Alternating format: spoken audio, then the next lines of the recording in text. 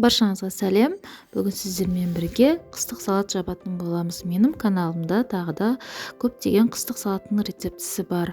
Менің каналыма тіркеліп, қоңыраушаны басып қойсаңыздар, алдағы уақытта менің жаңа видео рецепттерімді бірінші болып көресіздер.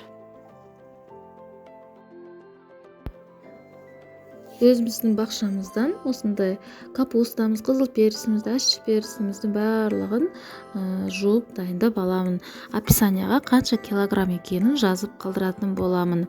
Помидорымызды еттартқыштан өткіземіз, чесногымызды тураймыз, ащы бұрышымызды, лавровый лист керек, осында пияз 4 бас, сосын сәбізімізді осындай лукарискадан өткізіп, немесе теркадан өткізіңіздер. Капустаны осылай майдалап турайтын боламыз. Сосын қызыл перісімізді осылай турап шығатын боламыз. Тағы да укроп немесе петрушка, 1 кесе май. Алып кеттік, бастаймыз. Отынымызды жағып, қазанымызға 1 кесе майымызды құйып, қызған соң 4 бас пиязымызды қуырамыз. Осында қызыл болып қуырылып шығу керек. Сол кезде сәбізімізді саламыз. Оны да 5 минут қуырып аламыз. 5 минут қуырылып болған соң ащы перісімізді салып, тағы да 5 минут қуырып алатын боламыз. Сосын қызыл бұрышымызды, тәтті бұрышымызды салып, тағы да жақсы араластырып 5 минутта қуырып алатын боламыз.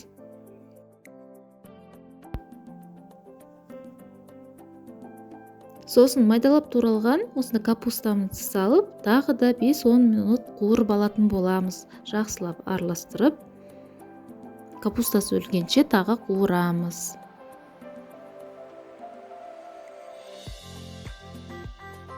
Міне уже дайын болды. Енді үстіне осы еттартқыштан өткен помидорларымызды құйып,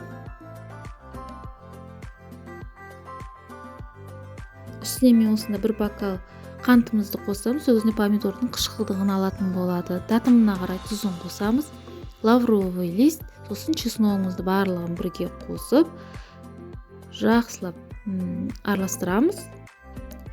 Баяу отта 40-45 минут қайнататын боламыз.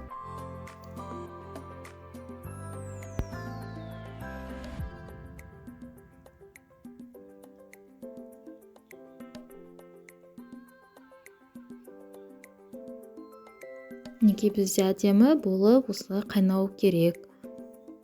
Сосын дайын болардан алдын, 5-10 минут алдын осындай укропымызды немесе петрушкамызды салып, тағы да 5 минут қайнатып жібереміз. Банкілерімізді стерилизациядан өткізіп дайындай береміз.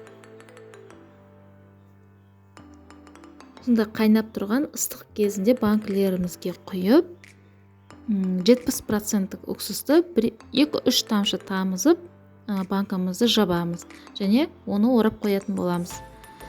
Осымен біздің қыстық салатымыз дайын болды. Міндетті түрде жасап көріңіздер, өте оңай әрі дәмді болады. Егер менің видеом ұнаса, менің каналыма тіркеліп, қоңыраушаны басып қойыңыздар. Алдағы уақытта менің жаңа видео рецепттерімді бірінші болып көресіздер. Каналымда тағы да қыстық салаттардың рецептісі бар.